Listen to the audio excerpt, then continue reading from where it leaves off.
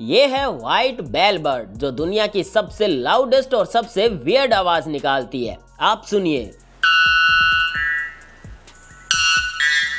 जो 125 डेसिबल तक की होती है। यानी हम इंसान 130 डेसिबल की आवाज पर पागल होने लगते हैं, ये इतनी तेज होती है।